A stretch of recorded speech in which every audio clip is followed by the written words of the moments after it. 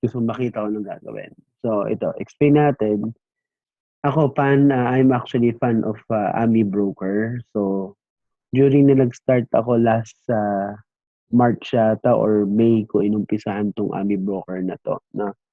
So, yun yung nagbalik ako ulit sa market sa pagkahaba-haba kasi medyo naging busy. Saka, yun, dinanas din natin na maging ipet. Kaya, gumawa ako ng system para maiwasan yung ipet at maging consistent ako.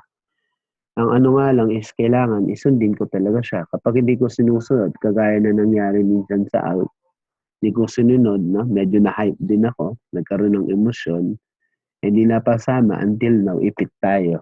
Okay? So, sige, usapang ipit, pero gawin natin ngayon is what? Pakita ko sa inyo ngayon yung kung paano natin ilo-load, no? Yung data. Okay? Sa Ami Broker. So, syempre, unang-una sa lahat, no? Kailangan nating i-open yung PSE Gets. Okay? So, yan yung lagi kong ginagawa, no? So, I'm actually downloading to data every now and then. So, hindi na pwedeng 19. Bakit? Kasi yung wala namang 19 is Saturday na. So, 18 po ang na-download natin. Which is, kung makikita niyo yung format, symbol, date, open, high, low, close, volume, and NFBS or yung net foreign buying and selling. Then after that, we're going to have downloading, no? Okay. Later, pagkatapos natin yung i-download, ida-download ko pa po ulit yung isa, which is yung may value. Yung may value, ginagamit ko siya for me to generate yung BWAP. Okay? Kasi kulang yung makukuha mo or parang temporary. So sa iba, parang gumawa sila ng formula to get no somehow yung parang uh, almost equivalent value ng BWAP. Okay? So ibang trader no, through BWAP sila nagre-rely, okay, nung kanilang support or kung kailan sila bibili, kung ano yung average. So sa akin, ganun din, pero hindi ko nga siya gano'ng ginagamit as part lang naman ng request before, no? Nilagay ko yung BWAP. Okay? So, I'm done downloading it, so I have to open it. So, in this case, open natin. So, dalawa yung file. Isang yung with value, isang meron. So, open ko yung isa. Okay? So, ito yun. Okay? So, hanggang H. Actually, yung isa hanggang H din. So, I have to open it. And then, syempre, kailangan natin rename kasi hindi naman pwedeng sabay na name, no? Sabay na file is i-open mo. So, what I'm going to do is, naka-post po ba yung aking Bakit naka-post?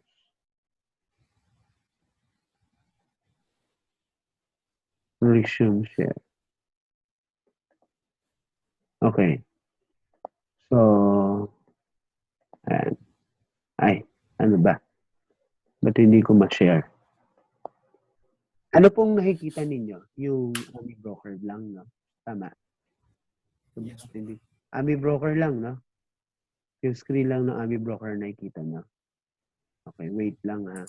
Hindi ko makita. Okay, so, wait lang. Back to meeting. Okay. Ayun, yung share pala dapat. So, desktop ulit. Okay. So, kita nyo na yung sinishare ko na, na Excel. So, ito yung value, no? So, ito yung may value once I download it, no? So, I'm just going to copy it. And then, syempre, ipipaste ko siya dun sa kabila. Which is, yung kabila is yun yung ilalagay natin yung isang column. Ano nangyari? Ay, ba't zoom yun? Oh, wait lang ha. Kamali eh. Bakit nagkakaroon? So, ito yung with... Hindi lang nga. Hindi ko makita yung file yung pinaka-ano. Okay. So, ito yung data natin ng NFBS. Ito naman yung data na may, ang tawag dito, data na may value. So, ako po, no, kaibahan, yun yung ginagawa ko. So, yung with value, kinakopy ko. So, I won't save that. And then sa kabila, may letter I na, I save it. Okay? So, save lang natin. Then, I just going to close, no?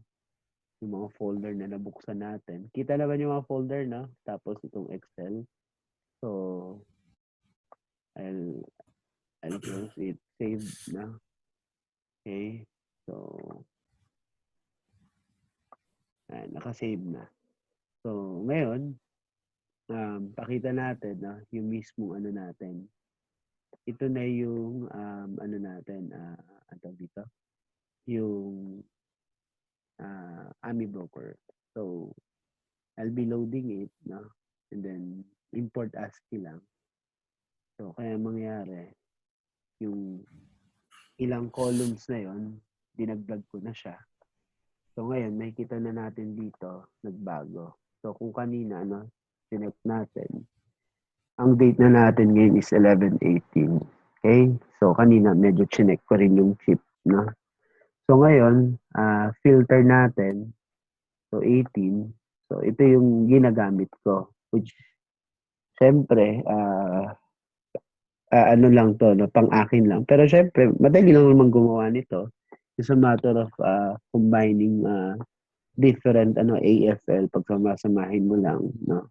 Yung basic, pwede naman nating ibigay sa mga susunod na araw. Okay? Actually, yung may mga nag-share no, ng AFL nila, which is good naman yun. Iba doon, I also apply it with my chart, no? Or with my screener. So, ang gagawin natin, explore. So, kung makikita nyo, nung nag-explore ako, 18 na siya. Okay? So, 11/18, if you'll notice, walang spot. Pero, yan na natin. Check natin kung meron. Ayun, lumitaw. And then, sort descending. So, in this case, ang ginagawa ko usually, yun na lang ang tinitingnan ko, yung may mark it, yung may spot, yung may swag. Pero dahil spot trader nga ako, I usually use the spot. So may sariling parameter yan. Sige, kung ano naman, no, malalaman naman, yung iba alam na. The parameter is actually almost similar to swag, which is what? Ang swag is 1320. So mine is actually tama ba? Swag is what? Ano nga ba parameter ng swag? 1320 nga ba? Pasagot nga po kung tama. Medyo nakalimutan ko na yung parameter ng swag. So, basta yun yung ano natin, swag. And then, syempre, yung akin, ang ginagamit ko po is 5 and 13. Actually, ang ano nitong spot talaga is to anticipate, no, an uptrend and to anticipate swag. Okay. So, syempre, pag nauna ka sa swag, kung paangat na talaga siya, most probably is naunahan mo siya. So, nakasakay ka na bago pa mag-swag, which is yung swag is kay Sir Jared yan, no? Udulio. Eh, siya yung parang naging start. At lagi siyang may session, no? Sa mga traders na katulad natin or nag-i-invest. So, I also sort, no, the volume para mas madali tingnan. So, in this case, I have now some candidate, no, for Monday's trade, no? So, first thing, i-check natin kung spot siya. And then, you will observe, check mo rin yung volume. Yung volume is what? Kailangan medyo mataas. Sabihin natin 300 plus, no? Or pwede nag-green lang, no? Just like, for example, siguro isang pwede kong candidate is DNL. Pero kung titignan natin, ang DNL parang blue chip, no? Or second liner. So pag tingnan natin yung DNL, just to give you an idea, ito yung chart ng DNL. I-zoom natin ng kaunti. Napaka-ano sa akin ng CCI, significant. Bakit?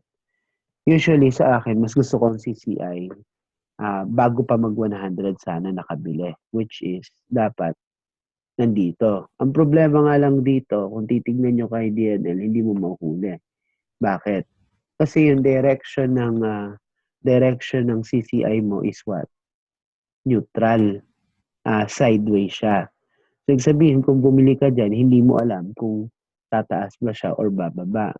Pero, it was confirmed now, no, by what we call spot. Actually, kung in-anticipate natin yung spot dito, talagang nakita natin, naangat na siya. Okay? So, anticipation. Yung crossover ng 5 and 13, no? And then notice, for me, no, may chance talaga na yung DNL is tumaas pa. Bakit? Muntik-muntikan niya nang maabot yung PISAR na bearish. Ibig sabihin, kung naabot niya yun, the next day, most probably, the PISAR will be what? Bullish. And then, if you'll notice also, the volume is actually increasing, no? Simula nung tumalbog siya dun sa near negative 100 ng CCI. So, ito yon. So, ako, ito yung lagi kong tinitingnan. Pero, hindi ako bumibili yung talbog-talbog lang sa 100. Mas gusto kong bumibili dito sa side na to. Ito yung tinatawag ko lagi na spot bottom. Pero aminin natin, no, may time na feeling ko spot bottom na siya. Pero, yun yung sinasabi natin, hindi sumunod sa plano. Kaya, ano nangyari? Pwedeng kung nakabili ko, whipsaw, or cut loss right away. Kasi bumaba pa yung presyo or yumuko ulit. Okay? Now, so DNL, so ayun siya, market and spot siya. So most probably, the trend may still continue. And then if you'll notice also the CCI the CCI today, the RSI, it has what? Bullish crossover. Okay? And then CCI is bullish at 159. Pero yung ano niya, strength niya, medyo weak pa. Okay? So, next natin, check natin yung URC. Okay, URC. If we're going to check it, URC, actually, nag-bottom siya somewhere here. Ayan, kita nyo, di ba? Nasa negative 100 siya, na CCI. So, kung diyan ka bumili, safe ka. Bakit? What happened? The next day, umangat na. And then confirmation ng uptrend na rin to is nag-spot na kanina. So, ito yung spot niya. Okay? So, most probably, ang next na natin dito is what? Ang next na mangyayari dito is what? Magsuswag naman siya. Okay? Kung magtutuloy-tuloy yung trend. Pero most probably, ano na to, first bullish day ni URC ngayon. Which is the price is what? For me, that's a good buy already. Assuming na alam naman natin si URCS umabot na ng 200 before. Nagkataon lang po, nagkaroon ng issue regarding C2 product in Vietnam. Okay? So, yun yung isa sa mga naging problem ni URC. Okay? So, another thing is CNTF, very good volume, and then I can consider it as what? As Bagger X kung magtutuloy-tuloy. So, check natin. So, Bagger X, sabihin yun yung parang good for long term. CNTF. So, nag-spot lang, and then yung spot ko is what? Nagko-cross din siya, or most probably magko-cross na siya sa EMA 20. EMA 20 yung parang puti po, na makikita nyo. Which is, kita rin natin na yung Bollinger Band niya mukhang pabuka na ng husto.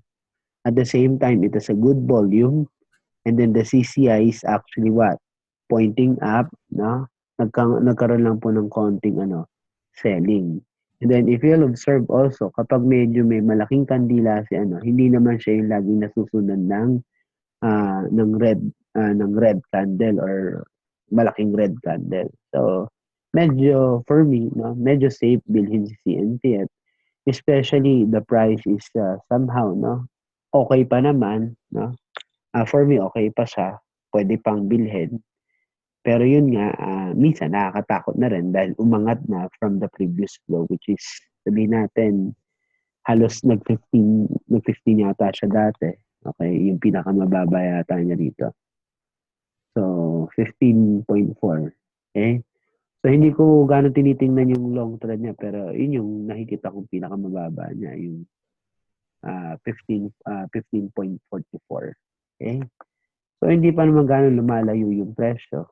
No? So, for me, okay pa siya. Okay?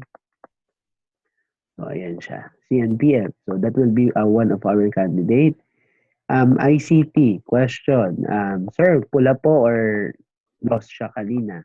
Pero, even though nag-loss siya kanina, 0.13 lang naman, and then, if you'll observe, no, the volume is actually increased.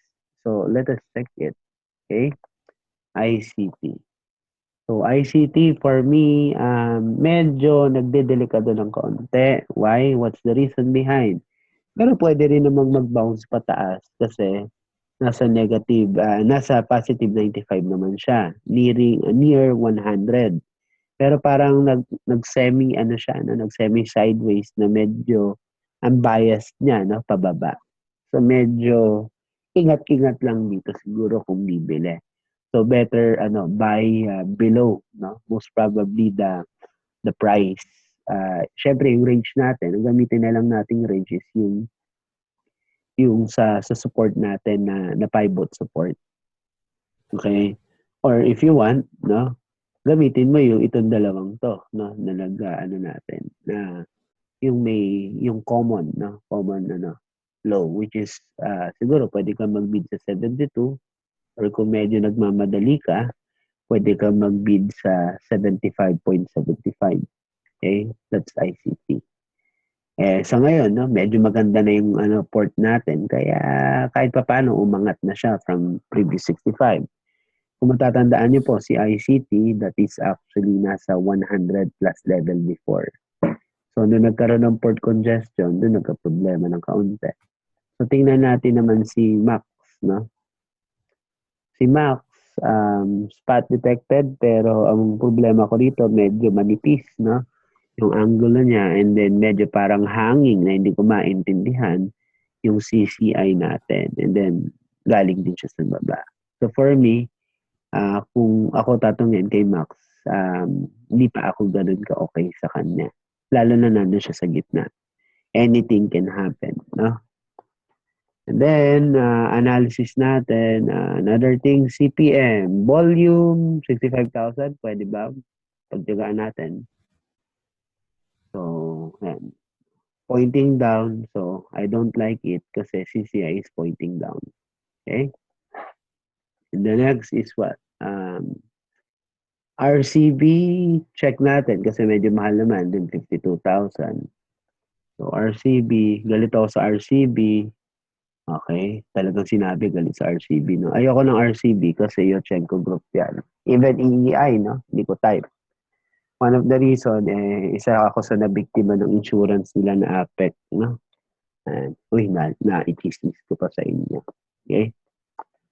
So, ayan. Then, LFM, wala. DFN, wala. Low volume. Then, the rest, ayoko na. Okay? So, yun yung isang ng spot. Usually, kapag spot, ang nangyayari is that kapag successful talaga, nagkakaroon ng breakout or somehow it will give you 3, 4, 5%. Okay? Swerte talaga kapag spot then ceiling, no? Nakachamba rin tayo ng mga ganyan before. Now, spot bottom naman tayo. So, bullish yung sabihin nag-point up, no? And then yung value ko, it should be ascending. Bakit ascending? Para po makita ko kung saan yung level na titingin ako. So, kung titingnan nyo ngayon, no? Tinitrim down ko, sabihin natin hanggang 119. So, 119 hanggang dyan yung natin, 119 o 123. Sabihin natin sa JFC, no? Oops, JFC pala yun. Check natin yung JFC. So, JFC, check natin. Somehow, if you will check it, no, for me, medyo nagsa-sideways na yung presyo ni Jollibee, no? Which is nasa bottom part. Pero syempre, nakakatakot pa rin yan dahil sideways siya sa bottom at hindi pa nag-sideways sa ibabaw. Okay? Pero syempre, kung long-termer ka, Jollibee is very good for you to what? For you to buy now at 209. Because alam naman natin, Jollibee, ang target nila is maka 1,000, maka 1,000 na restaurant here in Metro Manila yata in the Philippines. Or, I really don't know kung kasama yung sa abroad. Pero, yun yung sinasabi nga. So, napagasto si Jollibee dahil isang ginawa niya, binili niya sino, yung Mang Inasal totally. And then, yun nga, expansion, no? Kung mapapansin nyo, ito, no? Ayan yun. Okay? So, dito, medyo, ito yung pinaka-worst na araw, biglang drop. And then, ito, kumana, pataas, pero binalik din sa baba, 209. And then, ito ulit, no? Binalik ulit sa 209 closing. So, pump, no? Pump up, no? Hanggang 220 above, konti. And then is what? We have sell, no? So, yun yung nangyari. Okay? So, kung long-termer ka, Jollibee for me is good, no? Yan. Okay, next, Seb.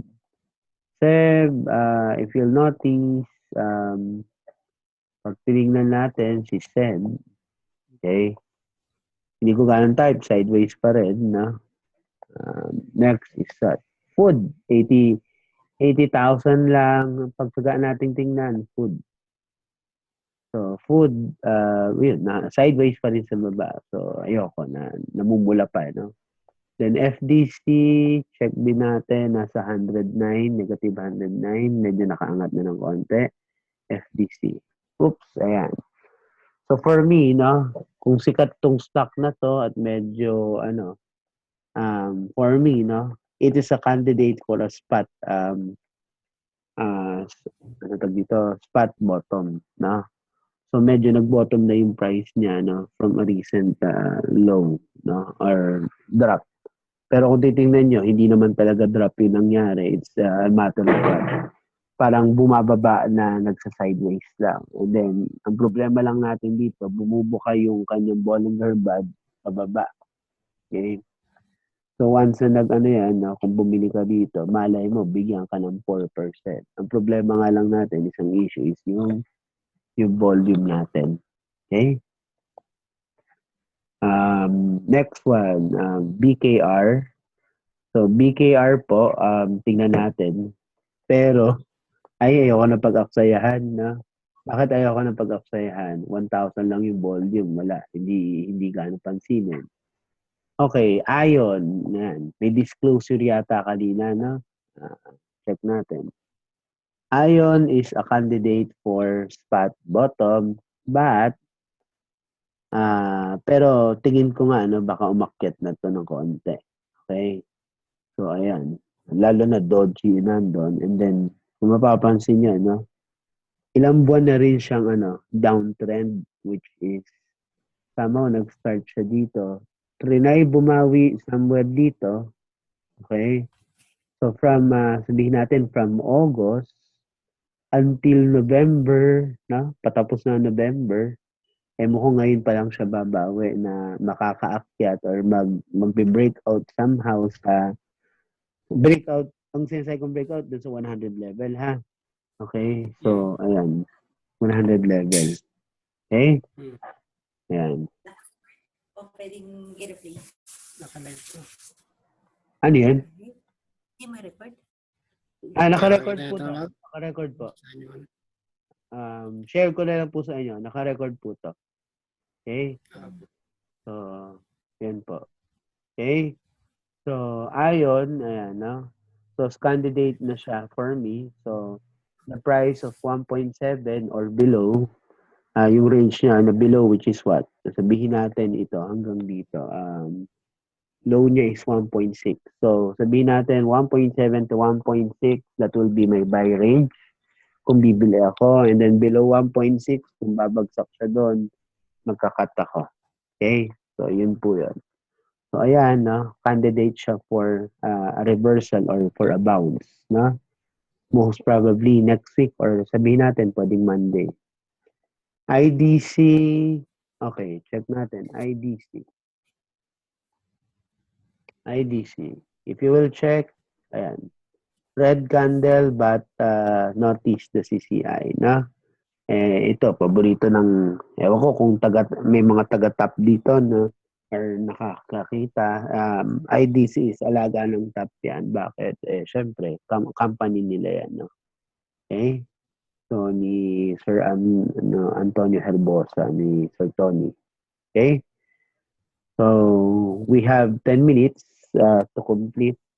Okay? Kasi nga, ano lang po to. Sabi ko nga, hindi naman tatagalan dapat ang usap. Mabilisan lang. Then if you like po, we can have a chat dun sa ating group, no? So, GMA 7, it can give a bounce and then glow or globe. So, globe, tingnan natin. Silip lang. Kung investor ka ng globe. Globe, trying to have a reversal soon, no? So, medyo umangat na siya na onti sa negative 100, hoping that by next week, aangat na siya. Huwag lang magkaroon ng pangit na news or something. DWC, ayoko niyan. Abs. Sinong may abs? Siyempre, abs. Check natin. Bugbog na rin to no? Okay, ang tagal nang hindi rin nakakaangat, na? So, ayan siya. So, puro selling, na? Net foreign, wala naman. Pero no change yung price niya. Okay? EEI. Ayan na naman si EEI. Ayoko. Okay? So, SSI. SSI, ayan. SSI and then Crown. Crown, check natin. Crown. So, Crown, ayun, paangat. Pero, di gaano maganda ang direction. SSI, tingnan natin. SSI, candidate for a reversal. Sana tumuloy. Okay? Pero, ang problema, volume is low. Okay? LR, ayan, inaabangan din ng iba. Pero kung bibili ka ng LR, buti pang bumili ka ng LRW. So, paangat na siya. Si LRW, tingnan natin. So, sideways yan, no? Any moment, pwedeng magbigay ng gain. Medyo hoping for a bounce kasi nasa linya siya ng negative 100. Kaya, ang problema ko lang dito, hindi ako nabentahan. Pero, papasok ako sa point, 2.26 or below. No? Actually, 2.25 ako nakabid dyan. Ayaw pa rin bumaba. Huwag natin pinitin. Okay? So, next. EDC. EDC, I think, nag-bounce na to from a previous downtrend. Ayun na. Nag-bounce na siya. Ang problema nga lang natin dito is medyo nagsa-sideways siya ng kaunti. Okay? And then what I have mentioned a while ago, yung dun sa vlog ko, no, yung Ayala. Okay? Yung Ayala, no, ayan, no, umangat na, no, notice. Diyan nag-bounce. Kung dito ka bumili, okay lang kasi it will give you gain 2%. And then 0.15. Blue chip naman yan. Mas maganda yung kalagayan ni AC. Si AC, kung dito ka bumili, bago umangat, dyan, sabihin natin, bumili ka ng closing, 700, 743. Ilang percent naging gain? 3%. Plus 1. May 4% ka na. Kung long-termer ka pa, pero syempre, hindi naman chinuchupit yung AC, no? Okay, now, kung titingnan natin, ano ba yung mga lumipad kanina? Okay? So, isa sa mga lumipad kanina is say, which is, ito yung chart ko kay say. Spot candidate siya kahapon, nasa vlog, and then notice what happened. Ang ganda naging volume. So, first target achieved, which is what? 16, 0.16. And then, second target, approaching. Most probably, pwedeng ma-meet or pwedeng ma-beat. Bakit? Number 1 is for the reason na medyo tumagos ng kaunti, no? Nag-breakout siya ng kaunti dun sa Pibo line, no? So, hoping na tumaas pa siya soon. And then, kanina rin is what? BHI yata, no? Medyo umangat, which is ilang percent? Naka 5% din. BHI is a candidate for spot bottom, which is, ito yung sinasabi ko kanina, doji, no? May doji. So, ano nangyari sa doji? Nandun sa dulo. The next day around, ano nangyari? Nagkaroon ng big candle. Instant, 5%. Okay? So, ako, inaabangan ko lagi yung CCI ngayon. Kasi, for me, mas safe bumili kapag ang CCI mo nandito. Kasi, galing sa baba. Or galing sa baba yung presyo. So, ibig sabihin, kung chuchupit lang ako at may time talaga ako magbantay sa market, bibiling ko is yung medyo sabihin natin mura na kaunting ano lang, kaunting pitik lang ng konti na it will give you 4-5% or easy 10% siguro. So, ganun yung nagiging technique ko po, no? That I want to share you. So, specific po. Sa akin, aminin ko, no? Hindi ako lagi nakapag-trade. Bakit? Teacher po ako. Tuturo sa college. So, yung oras ko is mostly, no? Is nasa classroom. Kapag vacant, saka lang ako nakakasilip. Pero every night, no, I monitor the market. I create my analysis. And then, luckily, no, nakakatsamba pa minsan-minsan kapag nakabili, yun, kumikita ng paunti-unti. So sabi nga, sa ano naman natin, hindi mahalaga yung talagang super laki ng kikitain mo. Mahalaga is maging consistent. Okay, consistent na kumikita ka or tama yung nagiging analysis. Hindi naman pwedeng lagi ka tama. Katulad na lang kung biglang nagkaroon ng sentiment ang na lahat pababa, pababa, pababa. So what will happen? Syempre, kung pababa ng pababa ang presyo, no? Buhusan ng buhusan, anong kailangan mong gawin doon? Keep your cash. Wag po yung wag yung kung ano-ano. Saka mahirap din yung nakikinig sa FB. Aminin ko, ako, nagpo-post ako sa FB or something, pero try to check first, no? Alamin natin muna, check muna natin yung chart, ano ba yung direction, no? Yung CCI, yung direction ng RSI, no? Kasi mahirap yung asa tayo sa ibang tao. Lalo na is what? Tayo po yung nagkiklik ng buy and sell. Mahirap naman silang sisihin. Pero yun nga, sasabihin natin sa atin lagi, ikaw ang nag-click ng buy and sell.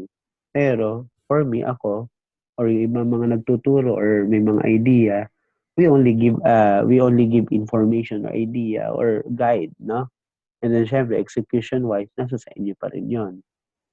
So, ako, nakakatsamba-tsamba lang, no? Swerte lang. Okay?